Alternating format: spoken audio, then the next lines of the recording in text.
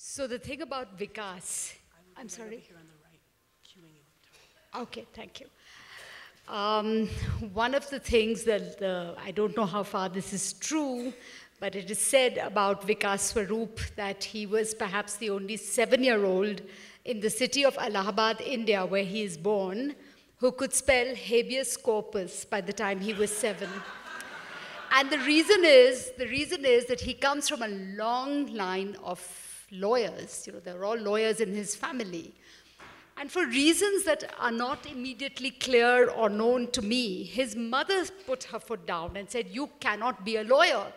And so, so that was sort of the family profession that was just taken away from him, and he then became a diplomat. But I think lawyer, diplomat, doctor, engineer, or vagrant, the one thing that Vikas was probably destined to be, if you've read his books, is a writer. He describes himself as a full-time diplomat and a part-time writer, and I think that's extremely unfair to people who love books, to people who love to read. If you've ever read his books, they are gripping, they are fabulous, and they have this very sly, dry sense of humor, and they're marvelous. Because I was coming here and because I was moderating this session, I decided to reread, and I had not actually read your latest book, Accidental Apprentice, so I had the pleasure of reading that for the first time. And so I picked up my copy of Q&A, and it's actually not my copy at all. It's my daughter's copy, and it has an inscription. It says, "To Tista and Ananya, with warm regards," and then there's a squiggly signature, which I presume belongs to Mr. Swarup. Yes?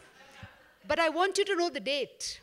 It says Jaipur, 21st January 2009. And I'm telling you something about this date because on the 22nd of January 2009 at 5:08 a.m. Pacific Standard Time, Slumdog Millionaire received 10 nominations for the 81st Academy Award. So, and of course, we all know that it went on to win 8 of those 10. So, because you don't know this, but I am very much a part of your history, right? I agree. So, since we're talking about Slumdog, let's start with Q&A. I prefer to use the original title, and I just want to tell you that this book, to me as a reader, is just beautifully plotted. It uses the conceit of a quiz show, a very popular quiz show at that time, and this you've all seen Slumdog. Is there anyone here who hasn't seen Slumdog Millionaire, or who hasn't read the book? Okay, so the movie based on the book, very loosely based on the book, is about this boy from the slums who then wins this jackpot, this Who Wants to Be a Billionaire prize, and he wins because he knows all 15 answers. And here is a boy from the slums. He's never gone to school, and everybody's, so the quiz people are convinced that he's cheated. They said, "How could you have known the answer?" And it's just by some strange, quirky coincidence that the facts of his life actually gave him the answers to all the questions.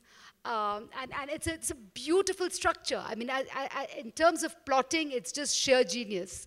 So you have these flashbacks, and you have these. It's perfect.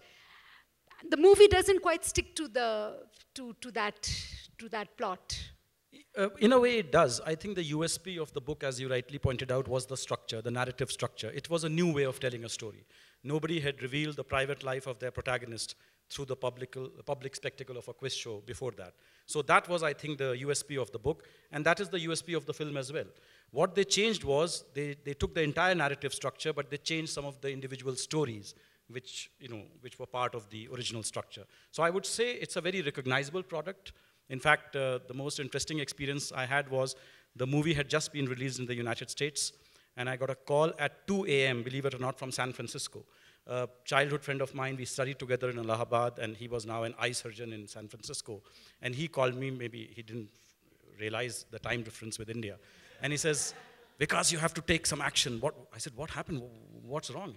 He says, I've just gone to see a movie, and boy, they have lifted your entire plot.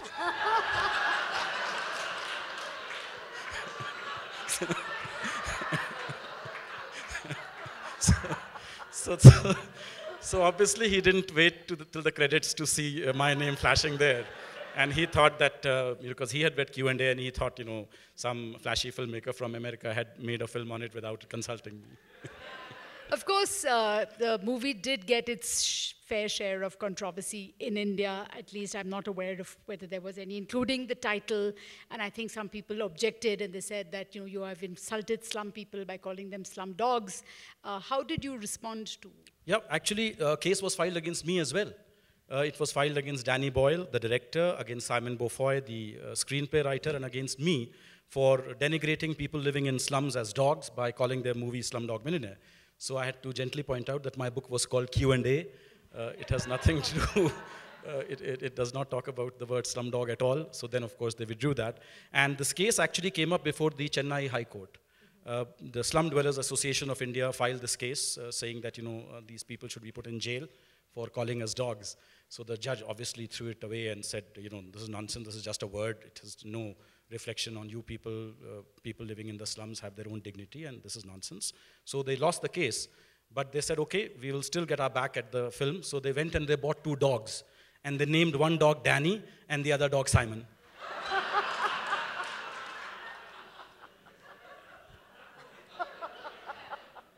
But I think there was also a little bit of a play with underdog, the whole I idea. asked Simon Beaufoy when all this controversy began. You see, before the controversy began, they did not have much to do with the writer. But the moment the controversy began, they said, no, please, this is a book based on an Indian writer. This is a film based on an Indian writer's book. And, so I asked Simon, I said, how come you came up with this term called slumdog? So he says, I was in Dharavi and I was researching the movie, and I saw a dog. And the word that came into my head was underdog. And from there, I coined slumdog. So that's the history for those of you who are interested in that. Okay. And you yourself never went to Dharavi? Unfortunately, I had never visited Dharavi. So when I gave a book reading in 2005, when the book came out in Mumbai, after I finished my book reading and the Q&A session started, a woman got up and she said, I just want to know how many years you lived in Dharavi. I said, why do you ask that? She says, because I live in Dharavi, and reading your book, I could smell Dharavi. So perhaps you were, in the next street from me, because I could visualize the entire thing. I could see it with my mind's eye that this is Dharavi. So I said, I'm very sorry to tell you, but I have actually not visited Dharavi. And she was like completely crestfallen, as if the scales had fallen off. And she says, oh my God, you had never visited Dharavi. How could you write about it? So that's the power of research, I think, that you research something. And I had seen slums. I had not seen Dharavi, but I had seen slums. I mean, in India, no one lives in an island, No man is an island in India. The rich and the poor, their lives are constantly intersecting, colliding. You can't just keep yourself away from the squalor and the poverty of India. So from that point of view, I had seen slums, and I did the research on Dharavi, and I visualized in my mind's eye. I said, the slum I had seen, I multiplied that by 1,000. And that is Dharavi, and I wrote from that perspective. But then to honor this lady's wishes, I said, okay, now I will go to Dharavi. So I did go to Dharavi. I was just going to ask after I had written the book and the book had come out. And, I realized that it was not actually very different from the way I had imagined it to be. You had imagined it. And you did review Catherine Boo's Behind the Beautiful Forevers. Yeah. Which is not set in Dharavi, by the way. It is set in another slum, but a heartbreaking book, which really talks about the reality of poverty. Mm-hmm. Yeah.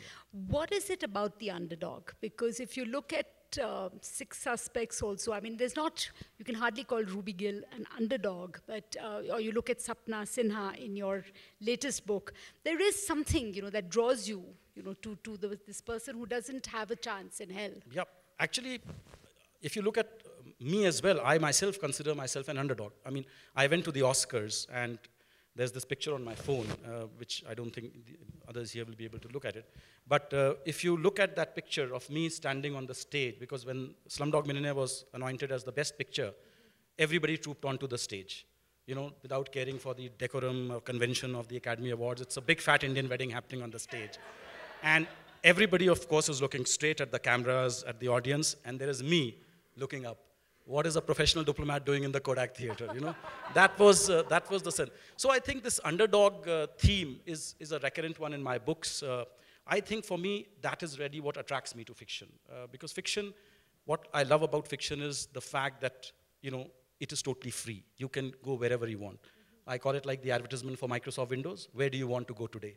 So that's what fiction is. Where do you want to go today? And I'm naturally attracted to the tale of the underdog because all my stories are about ordinary people thrust into extraordinary circumstances. So there's this ordinary waiter who appears on this most famous quiz show in the world and is asked these questions and he answers them. So I think there is it's the sense of curiosity that draws us to these stories because we, in a sense, identify with them. The readers are also, in a sense, underdogs when they are reading a book because they're reading about something which is larger than themselves. So they are also dwarfed by the setting of the book, in a sense. So the reader is also, in a sense, an underdog trying to explore this big world which is contained in the, you know, in the pages of that book. So I think I'm intuitively drawn to the story of the underdog, and I think they contain a lot of richness, a lot of depth. Plus, the story of the underdog is the most powerful story in the world. You know, whether it's a sports arena, we are always rooting for the team which is the weaker one and hoping that they will beat the odds and they'll emerge as the winner.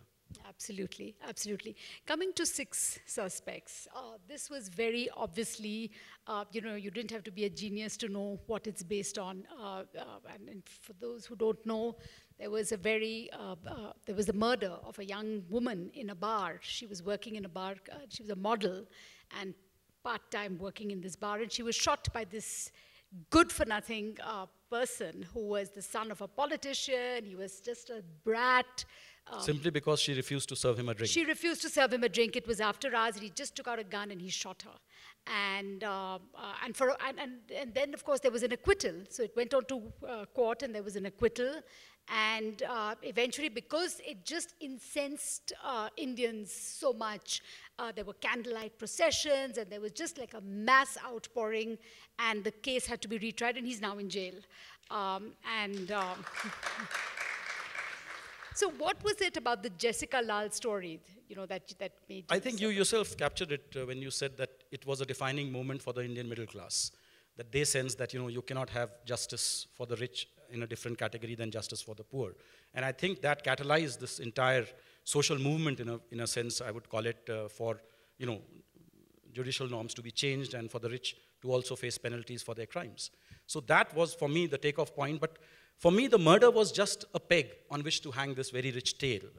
Many people think that this is a tale based on Jessica Lal. The Jessica Lal murder case happens in the first 10 pages of this 500-page novel.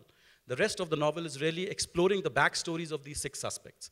Because in 6 Suspects, it's a murder mystery of sorts, where I have 6 people who are arrested for murdering a person, and they murdered this man, in fact, this villain, who is not dead in real life, as you know.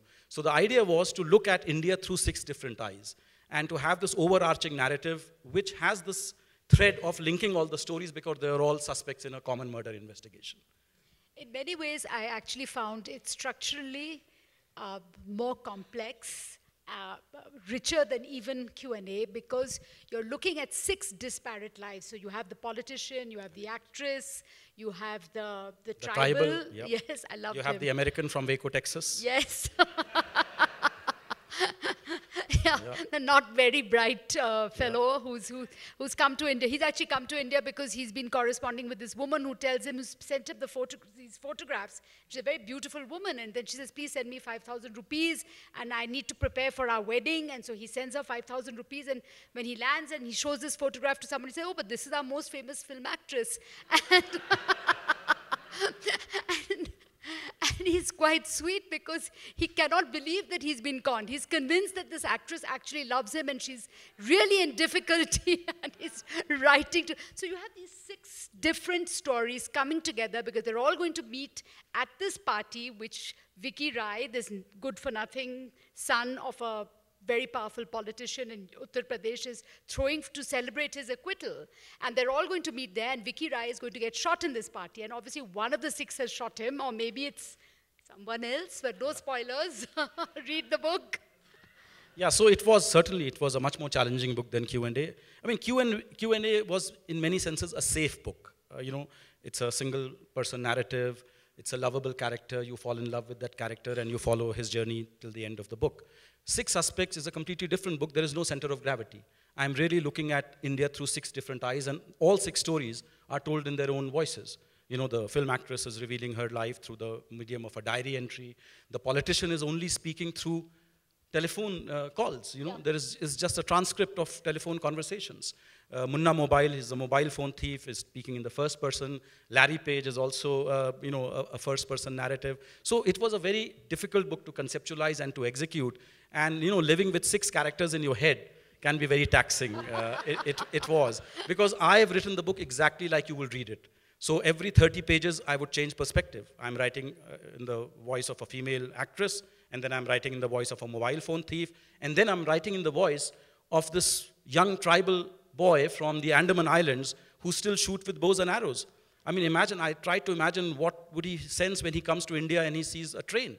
These people have never seen a train in their lives. Never left his island. He's never left his island. So it was, from that point of view, it was a very difficult book, but it was very fulfilling also, because I wanted to test my boundaries as a writer. You know, after Q&A became this huge success, my publishers kept dropping these hints. Let's write a sequel. You know, let's call it another Q&A. And we can have the same characters. In Q&A, you got him till 18. Now we can do 18 to 25. And I said, I don't want to become a Spider-Man franchisee. A good choice, I would say. Though I did notice that your characters do pop up, because Ram Mohammed Thomas... There is, because I still keep getting letters from, you know, readers asking that, you know, we are still so fascinated by Ram Mohammed Thomas and by Salim, and, you know, what happened to them. So if we can have little tidbits about their continuing life. So I managed to put a little bit, yeah, you know, it's actually something that's wonderful for your readers to just see, oh, here he is, okay. Yeah. And maybe preparing the ground when I have no more ideas left, I'll go back to Q&A. Okay, so the Accidental Apprentice actually is very different from your earlier 2 books, because the earlier 2 books, you know, you have a 15-part structure and you have a 6-part structure, but here you have, and this one is actually entirely told from the eyes of a female protagonist, Sapna Sinha. And you have some very strong women characters, including Nirmala Ben, the Gandhian, who goes on, you know, she becomes like this figure, this who galvanizes the nation. And yet, would you call it a feminist book? Yeah, I think it is. It depends on what your definition of feminism is. I think if you believe in women's empowerment, women's rights, and, you know, women being as important and as powerful as men are, then I think it is a feminist book in that sense. And it really talks about the modern young Indian woman. And you see Sapna Sinha, she's a mixture of the ancient and the modern. I mean, she still goes to the temple and she believes in gods and goddesses, but she's also very independent-minded, and she believes in sort of making her own life. Yeah, absolutely. And I think her great strength is her absolute moral clarity. And the conviction, yes. There's no ambiguity about what is right and what is wrong as far as she's concerned. Whereas the male character sometimes could be wobbling, but she doesn't. She never wavers. And also you've set this, you know, in a business environment. Correct. So again, just going back to this whole idea, you write on Dharavi, which you never visit. Then you're writing on the Onge tribe of Andaman Islands. You're writing about Kashmir, because, you know, Larry Page is then kidnapped and taken off to Kashmir, and he's going through Pakistan-occupied Kashmir, and I'm saying, how does he research this? How does he know? Yep, thanks to Google. Oh. I actually thanked Google in my first book. Thank another Larry Page. I thanked Google because, you see, I wrote my first book when I was posted in London, and I wrote it really in the last 2 months of my posting, mainly because my wife and my 2 sons had gone back to India. So a male chauvinist pig, of course, remarked that behind a successful man there is an absent woman, which I don't buy at all, of course. But I thank the British Public Library system and Google, because otherwise I would have had to sit in the British Library and, you know, research tons of, you know, betting on cricket matches, prostitution in Bedia tribal girls, so many... honor killings. Honor killings, so many things I would have had to research. But now, with Google, you can sit in your armchair and you can just type in that keyword. And of course, you do get 1 million hits, and you have to still sift through those and find out which is the relevant one and which is not. But at least the information is available to you instantly, without having to go to a library, wait through 10,000 books, and then find that that book does not have the stuff that you need. So that is what I would say. If I could write this book in 2 months, it's entirely thanks to Google. No doubt about that. I should tell you that one of the sweetest dedications I ever read in any book was dedicated to my 5 children, without whose constant absence from the house this book would never have been written. And there is P.G. Woodhouse as well, who thanked his wife. Without her, this book would have been written in half the time. I presume Aparna is not here in the audience. That's the only reason why I can say this. Oh my God. So you have Q&A written in London. I think the life of a diplomat is a pretty good life. It is. Yeah, we have another writer sitting here in the front row. And he was one of the inspirations for Q&A, because his book, We Weren't Lovers Like That, had just come out. Right. And then your second book was written in South Africa. Yep. And your third book was written in Japan. And so what's the Canada book? The Canada book has not yet been written, but people are asking me very insistently. I'm the High Commissioner of India to Canada, so I said, look, my problem is I'm a weekend writer, and every weekend you involve me in something or the other. I'm rushing back from Boulder tomorrow morning at 9 a.m. because I have an event on Sunday with the mayor of Ottawa. So the only thing I have said is I'm waiting for winter. You know, as they say in Game of Thrones, winter is coming, so winter is coming in Ottawa. So I have said, expect a murder and lots of snow. Oh, wow. Okay, I'm going to ask one last question, then I'm going to throw this open because I don't know how we're doing for time. Are we okay? One of your great strengths as a writer, I feel, is to capture the mood of the moment. You know, what they call the Zeitgeist. Yeah. So it's, you do that very well, whether it's through a game show, whether it's through this one, you know, the sort of corporate corruption. How would you, I mean, and I don't mean to put you in an awkward position because you I do think that's represent a very India. good point you make. How In do fact, you look at India? How the do you best compliment I have received is somebody saying that you read 6 Suspects and you know India of 2009. Yes. You know, that gives you.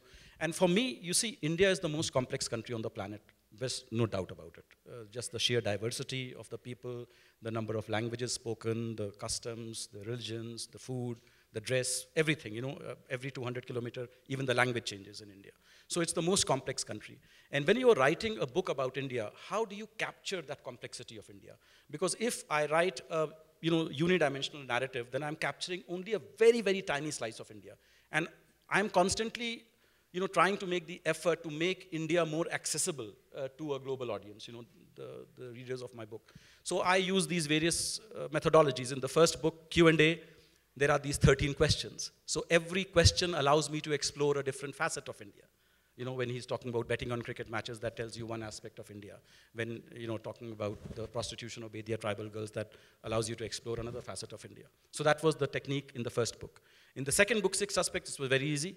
6 different eyes. So you are having, you're looking at India from the eyes of a powerful politician, of a film actress, of a humble mobile phone thief, of this American coming from Waco, Texas. He's a forklift driver in Walmart, and he comes to India in search of a mail order bride. How does he look at India? What are his experiences? This tribal from the Andaman Islands, and this, and the politician. So these are the 6 suspects. So again, it allows you to present a multi-dimensional narrative of India rather than a single narrative. And in The Accidental Apprentice, it's the story of this 23-year-old girl who's working in an electronics boutique in Connaught Place in the heart of Delhi. And one day, the CEO of India's second largest company comes and makes her an offer. I want to make you the CEO of my $10 billion company, provided you pass 7 tests from the textbook of life. So 7 is strategic. You see, you have to understand that. 13 questions, 6 suspects, 13 minus 6 is 7. And again, through the medium of those 7 tests, in one she goes to a Khap Panchayat in Haryana, in one she goes to a reality contest, a TV reality show in Mumbai, in one she gets involved in a kidney transplant racket. So again, the idea is that through these multiple strands, you are able to make a much better sense of India than you would through the traditional novel which just follows one character from A to B to C to Z. I think, but it is fair to say that the India of 6 suspects is, we hope, long over. Where there was this kind of blatant use of power, blatant use of money and muscle. So my question actually was, how do you see India now? Look, all my books, I'm not defensive. Many people say, as a diplomat, how can you write a book like Q&A? I said, look, why are you focusing only on Slumdog? Look at The Millionaire.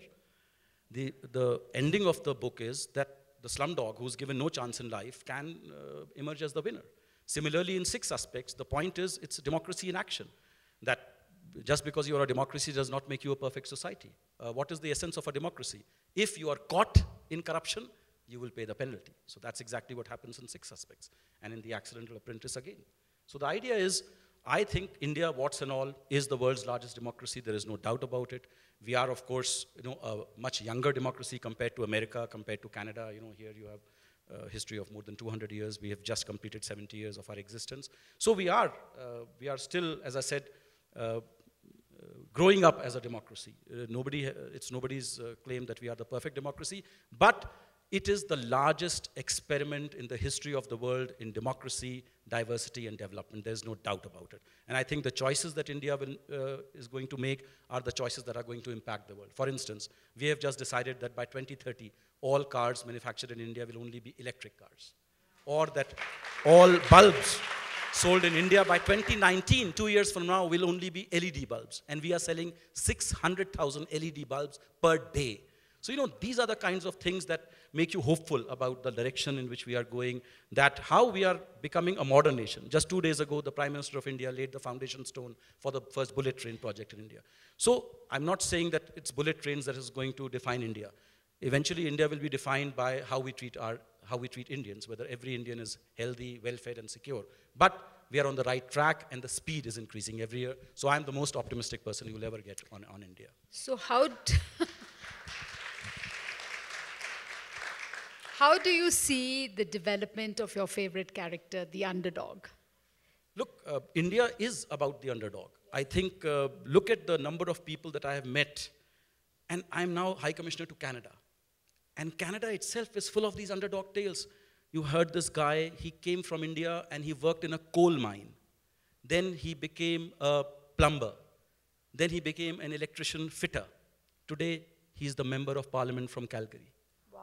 So that's what, that's what India is. So you see that same aspiration? I see, actually, India is an aspirational country. People are constantly working. That's why I say, even in Slumdog Millionaire, for instance, I mean, the reality of slums is there. But people in the slums are not moaning and groaning and saying, oh my God, where have we landed?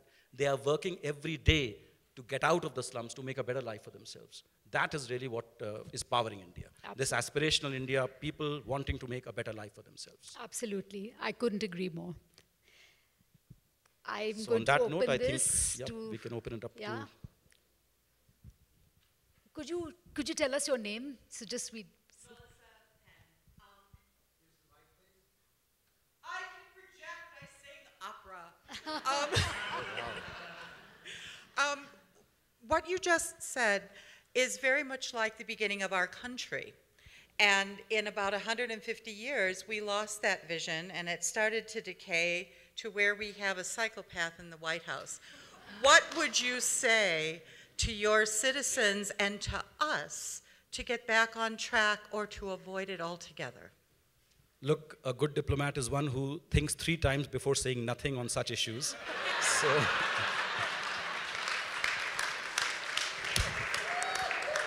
So I will definitely not comment on psychopaths and sociopaths. All I would say is, each country has to determine its own destiny. The people of the country, I think, are well educated to make the right choices. I bank on America to make the right choices. Absolutely. Well answered. Any more questions? Yeah, at the back. Yeah, here. Sorry, I can't see. Mr. Swarup, you speak very well. I really enjoyed you speaking about your books. But your real passion seems to come out when you speak about development in India. So how about a book on Indian politics? I mean, real book on politics. The only problem is that will sell 2.5 copies. No, I don't think so. How about a book on demonetization, for example? Many people ask me that why don't you do a non-fiction book? And I'm not attracted to that at all. For me, the great thing, as I said about fiction, is this ability to go wherever I want to go. And in fiction, I create the rules. Even the laws of physics don't apply. I decide, magical realism. But that sounds like Indian politics. Cats can fall from the sky. But unless, of course, I'm writing a post-truth book or where facts don't matter, that's a different kind of a book. There, I think you have to engage with facts, and the problem with facts is they mutate so fast. By the time you finish your book, some of those facts may have changed. And now, of course, the fact that you have e-publishing and facts you can change the facts on the fly as the book is published, is there. But still, for me, the greatness of fiction is this ability to be whoever you want to be. Sitting here in Boulder, I can write about Ecuador if I do my research properly. And that is really what attracts me to fiction in the first place. So for the moment, as I said, I'm happy when my ideas dry up completely and I cannot have that fancy flights of imagination. I'll be happy to write the book on diplomacy that you want. Look forward to it. Okay. We had another hand here. Yes, I'm just going to ask you a quick... Your name. Oh, my name is Jacob, and I work right here in Boulder. Thanks a lot for this excellent interview that you did today. You are a very literary person from India, and I know that there was a question about psychopath, but I'm not going to talk about United States because I'm from Indian origin. I live in United States. I'm sure you follow what happens in India. You have said excellent things about the progress of India and stuff, but I would like to ask you, there are still things, specifically I would say the Rohingya minority crisis that is happening in Burma. Aung San Suu Kyi, she had received a Nobel Peace Prize and she is unable to do anything. And the Indian Prime Minister, Narendra Modi, if you see, he has completely sided with her and he was silent. So literary people like you should have a voice so that it becomes a moment and people should get justice in this world. Well, don't forget, I am a diplomat who writes, not a writer masquerading as a diplomat. So I'm primarily a civil servant. I'm bound by the same code that our ambassador to the United States is bound by, and it's not right for me to comment on government policies or programs. As I said, I am thankful that my government allows me the liberty to express myself freely in my literary works, and that's why fiction is so powerful. 1984. You can say whatever you want to, as long as you dress it up in parable or fiction or satire. So that's the greatness of fiction. Thank you. I'm sure there'll be some very good books coming out on the Rohingya crisis as well. Appreciate your answer. Thanks. Sure. Please go ahead.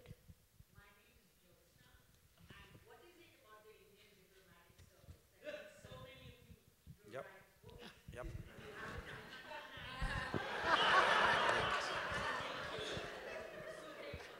I was expecting this.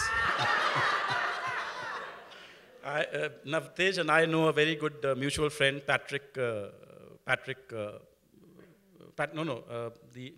Humphrey Huxley, the BBC correspondent, who says he has yet to meet an Indian service officer who's not in search of a publisher. But look, at a more serious level, I think it's the fact that as foreign service officers, we are trained to deal with words. That's our primary calling. We are trained to deal with words and, check and weigh words very carefully because one wrong nuance can send relationship with another country into a tailspin. Unlike the police service or the Indian administrative service, which is much more legwork, ours is really a much more cerebral service. You are constantly reading and analyzing and understanding and trying to interpret your country for a foreign audience. I mean, that's the primary job of an ambassador, to interpret India wherever I am posted. And that's why you have to know India very well. Because, a diplomat is not someone who knows the country where he's posted very well. He has to first and foremost know his own country very well, because how can he be a good diplomat if he does not know his own country? So I think it's the fact that we have this facility with words, that we are able to use words very carefully. I'm sure Ambassador Sarna will have his own take on that, and when his session happens tomorrow, I think you can ask him that question. But I look at it this way, that's why. And it's not that, all of us are just goofing around and, we have plenty of time on our hands, and that's why we are able to produce these books. No, we all lead very busy lives. In fact, I'm rushing back from Boulder, unfortunately not even staying for the festival, because as I said, I have this event on a Sunday, mind you, which should be a holiday for me. But that's the way life is. We are thankful for what we have, and even these little opportunities where a government allows me to come and participate, I think are treasured, and that's why I love this fact of having this dual existence, of being a diplomat and a writer, because, as civil servants, our lives are very regulated. You know exactly what you will be at what particular age, and what will be your rank, what will be your position, what will be your emoluments. But the life of a writer is an unpredictable life. Literally you give birth to a new, entity every few years when you come out with a new book. And Ambassador Sarna comes out with a new book every year. So then you can follow that journey also, whether the book will be a dud or it will be a success, how will it be received, and that creates a sense of, what should I say, an anticipation, something to look forward to. So I love this combination of combining these two, and I wouldn't give it up. At one time, it was suggested to me that why don't I give up my day job and concentrate only on being a writer, and I can make much more money. But for me, it's the security of the day job which allows me the luxury to create in my spare time. I think that is what really powers me as a writer, and I'm not dependent on the market for what I write, because the government of India pays me well enough. So I can write what I want to write rather than what the market wants me to write. Absolutely, yes. No, absolutely. That's what I'm saying. As Namita said, all three of my books have been inspired by real life incidents. For me, it's the day job in which I meet real people, have real conversations, and that sparks off the imagination. If I was just a full-time writer, I think writing is very isolating. You lock yourself in a room, and you invent a world in your head, and you write from that perspective. And for me, that's not the way I would like to be a writer. In fact, it's not just Indian diplomats, but Indian doctors also are right now. Yeah, just doing remarkably. Indian doctors in America, and I agree. Paul Kalanithi and of course Mukherjee. Mukherjee and Atul Gawande. Atul Gawande, absolutely. Yeah, just fantastic work. Correct. So, sorry, please, sir. Hi. Hi, my name is Christopher Flores. I'm from Oakland, California. So, hopefully this is not a question your role as a diplomat will preclude you from answering. But what are the Indian writers in English, either from India or overseas, who you admire and whose work you like, and why? Look, before I started writing, I had actually not read Indian writers almost at all. Growing up, I had read a lot of Indian writers in their own languages. I had read a lot of Hindi literature when I was growing up, in fact. But I had not read Arundhati Roy, I had not read Rohinton Mistry, I had not read V.S. Naipaul, I had not read Vikram Seth. None of these writers I had read. So when I started writing, when I decided that I'm going to write a book, I said, what kind of a book will I write? And I wanted to write a mystery, a thriller. That was the kind of reading I used to do when I was growing up. So I said, let me write a thriller. But then I also realized that no Indian writer has written a thriller which has done well. So I said, okay, in that case, let me first understand what are the books which have done well. What is the kind of writing that Indian writers have done?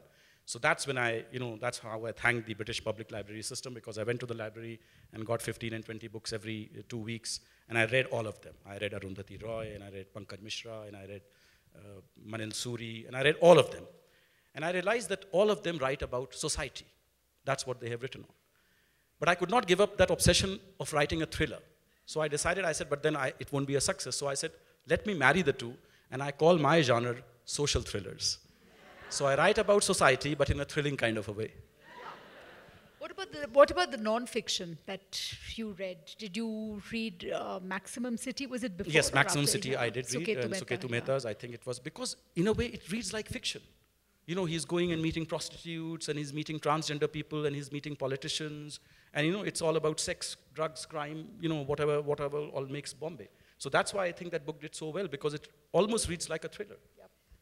Yep, absolutely. Yep. At the back. Good evening to you, sir. I'll take you next. A wonderful talk this evening. I'm looking for a partner who can write a book for me. Excellent. I can recommend Ambassador Sarna right here. He'll be closer to you geographically. You have written Slumdog Millionaire. Here is the story of a fateful millionaire. Of a? Faithful millionaire, okay. Honest millionaire. Very good.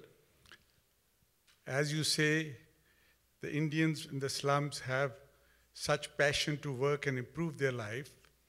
I came from the partition India and started life.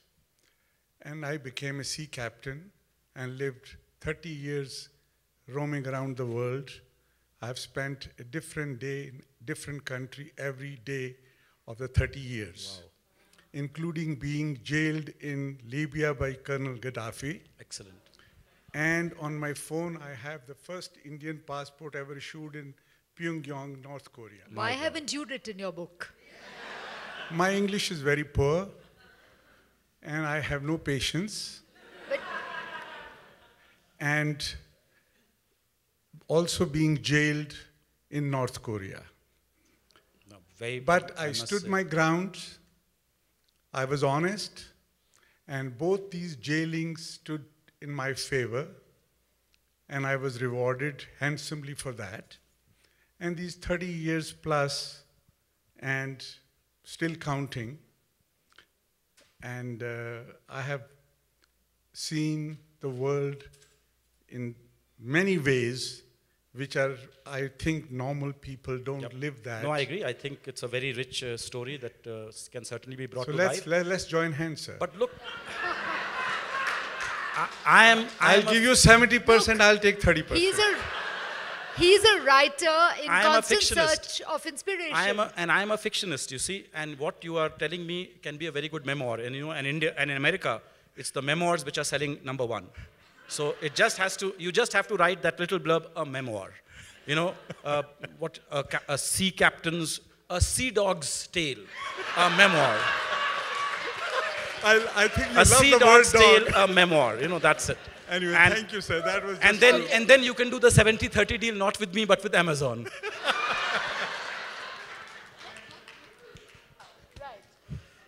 Hi, Vikas. My name is Rakesh. So, coming off the question about being both a diplomat and a writer, do you have any anecdotes of where your being a diplomat first has changed the path of your writing? Any places where you've changed a storyline because it might lead to, you know, something uncomfortable or undesirable in your day job? Yeah, that's an interesting question. Many people ask me that, you know, as a diplomat, I have been posted in so many continents and I engage with so many countries. But all 3 of my novels have been about India. So I write about India as an insider, even though I have been living outside India for many years because of my day job. And for me, it's the writing about India. I mean, as they say, you write best about what you know best. And I know India best. So the fact that I'm writing about India but living at a distance from India, you know, the first book was written in UK, the second in South Africa, the third in Japan, in a way gives me an advantage because I'm not caught up in the passion of the moment. I can analyze things slightly more dispassionately. As I told you, the trigger for most of my novels are real life events happening in India. So even this Nirmala Bain that you talk about in the Accidental Apprentice was inspired by Anna Hazare and the entire anti-corruption movement. So I think there is a hunger for news and information about India, and I try to meet that requirement in my novels. Certainly, a cross-cultural novel set in various settings could appeal to me at a future date. And the larger point that you were asking is that, do I write with a hesitant pen? I think that is the point that you were asking, as a diplomat.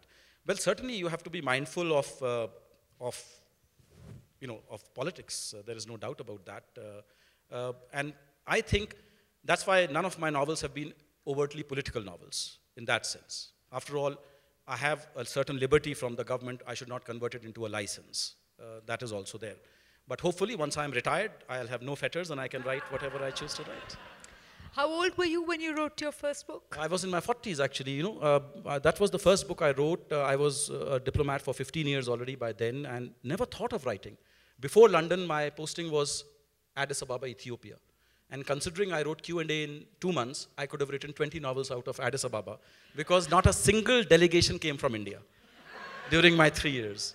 I was left entirely to myself. Cell phones had barely been invented at that time, so it was not even buzzing all the time. So what led to this somewhat I think late-ish blooming? Yeah, it was, I think, 2 or 3 factors. One, the fact of living in London, such a hub for the world of English language publishing. Every week you would hear of a new writer being born, of a new book being launched. Then the inspiration for my colleagues in the Foreign Service. One of them is sitting right here in front of me. I said, I didn't know that these people were writers, and now they are writing. So can I also write? Do I have a book inside me? So it's really started as a challenge to myself. Even my wife did not know that I was writing a novel. And only when I finished it, then only she realized that I had written something. So it started really, I wrote 4.5 chapters, and I said I'll test it out with 10 agents, and if anybody picks me up, fine. Otherwise, I would not be having this conversation with you today. But as it happened, I was picked up by an agent who I met on the web.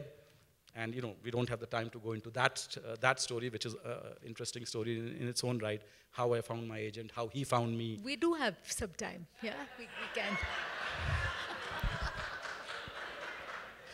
So I sent this out to 10 agents, and I didn't hear back from. So I wrote this, the first 4.5 chapters I wrote in 1 month, and I sent it out to 10 agents, and I didn't know what an agent looks like, who they are. I just read Arundhati Roy's agent is so-and-so, because there's thank yous in this thing. So they were all listed in the writer's handbook in London. So I just sent 4.5 chapters to these 10 agents. I'm so-and-so, I've written a novel, and please have a look at it, and if you are interested, then we can talk further. And I didn't hear back from them. And then one day I was browsing the internet, and I came across a website called everyonewho'sanyone.com. And that's by a failed American writer, and he got so frustrated with all the rejection slips that he was receiving from publishers worldwide that he put his entire correspondence with agents and publishers on the net, including their private emails, phone numbers, addresses, and things like that. So many places it says redacted at the request of lawyers, it was that.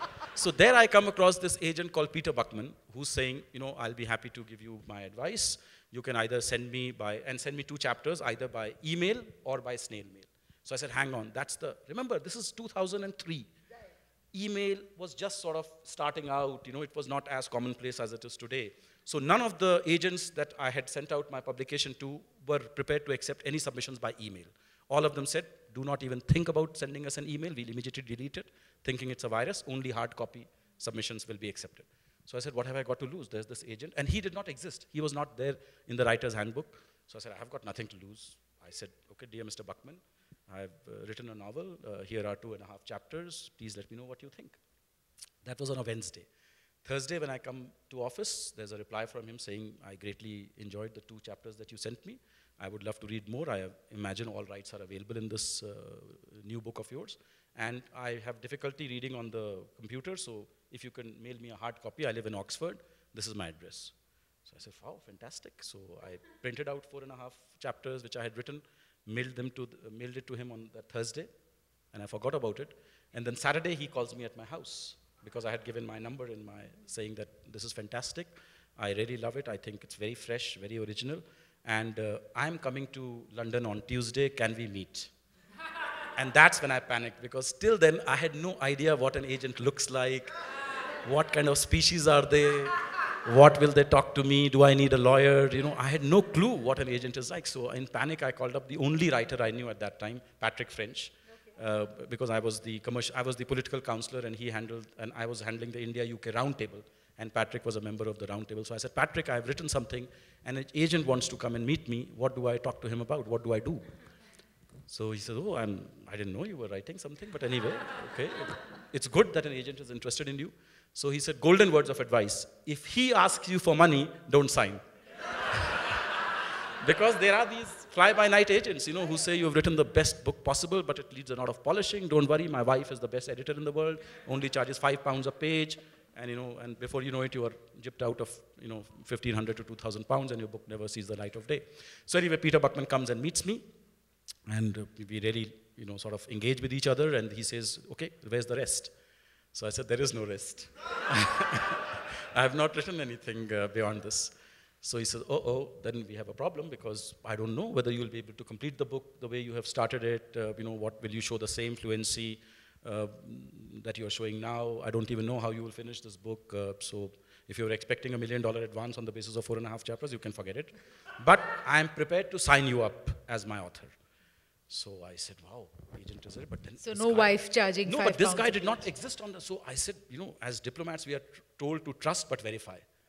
So I said, if you don't mind telling me, can you tell me who are some of your other authors? Oh, you're checking me out, he says.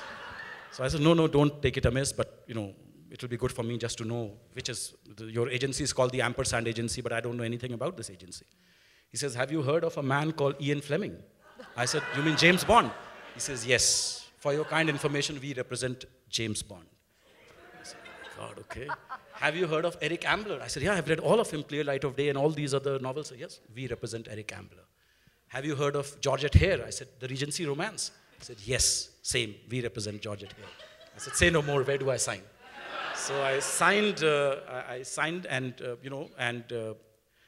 when the book is finally published, he sends me the check, and it says, client number 1.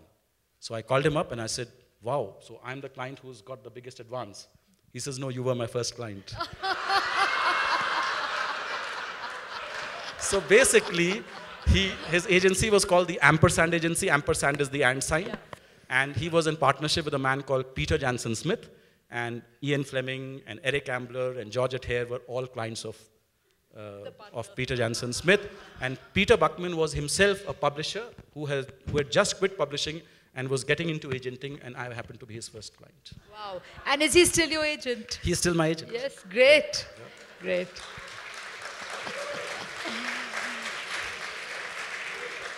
So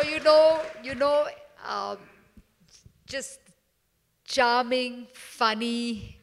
If you're losing out if you haven't read his books. I recommend. Yeah, please add to my royalties a little bit. Yes. If we don't have any more questions, we do. Okay. My name is Ujjwala. Thank you so much for all this entertainment and excellent. And I feel so fortunate to be here with you all this evening. My question is multi-layered. One is, I know you mentioned earlier relationship to words and being a part of training as a diplomat. But I see that a separate entity compared to relationship with writing as a writer. One is a right brain function and one is a left brain function. Yeah. The creativity. Correct. The second question is, to Indian writers in general and diplomats specifically, do you all have like a peer group or like consulting or support? How do you all write? Because as you identified, despite working, it's a lonely process, because I write and I know it's a lonely process. And as the earlier gentleman referred. Unfortunately, the kind of books I write, I can't call up Navtej and say, how did you kill that guy? I need to know something about the murder and things like that. So look, I think there is a lot of support system within the Foreign Service in general. You don't have to be a writer. It's a very small community. You know how many Indian diplomats are there? If I tell you, you'll be shocked. We have 183 embassies and consulates all over the world. We are just 900 diplomats. So it's a very, very small, tiny community. There's a lot of esprit de corps.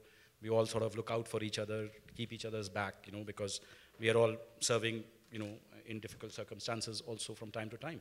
Anupam Ray, who's our Consul General in Houston, just rescued 200 Indians who were stranded after the flooding in Houston.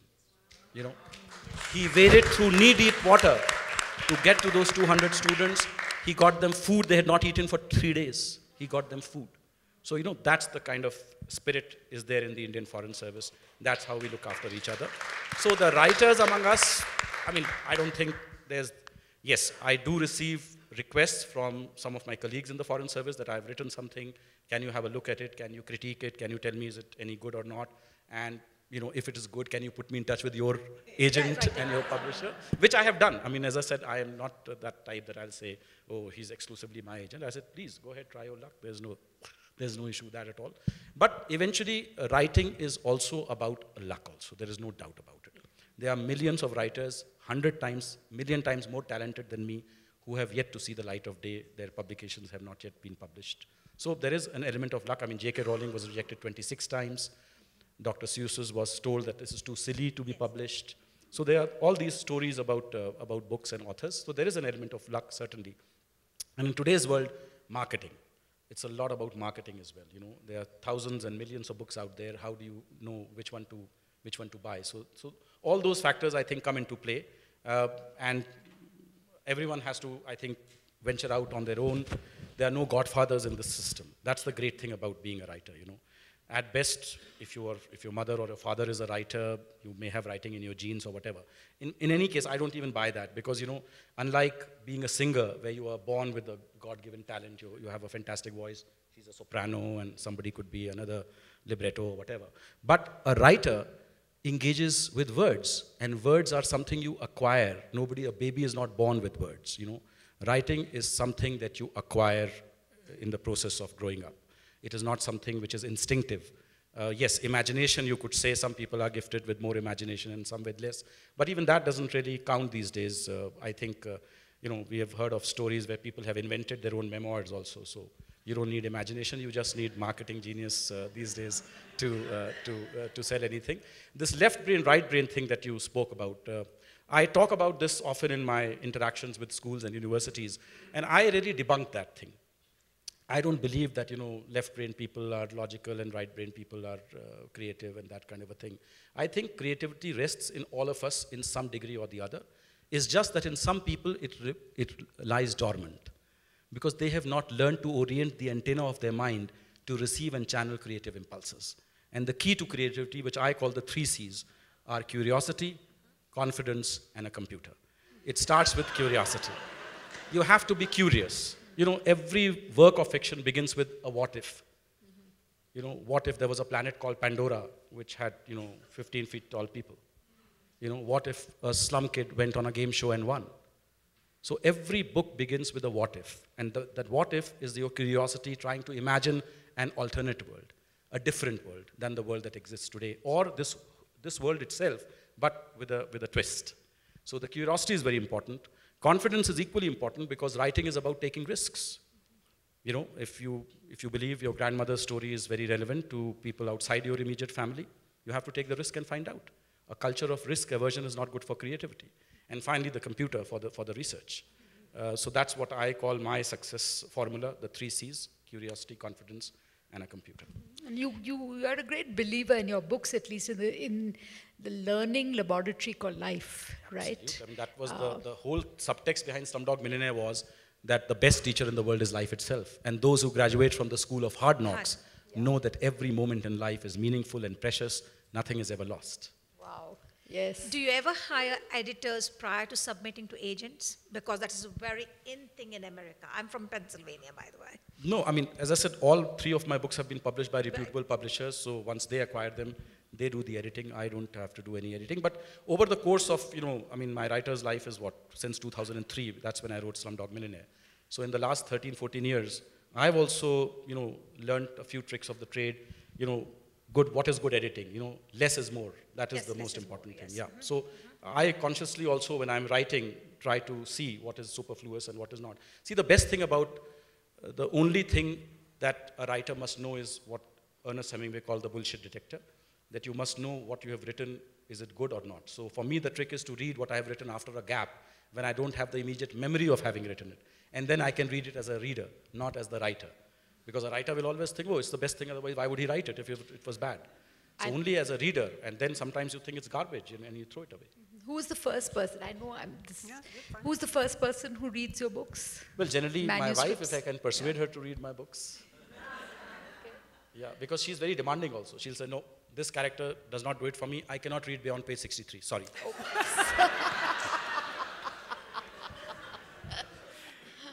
Thank you very much, Vikas. Thank you.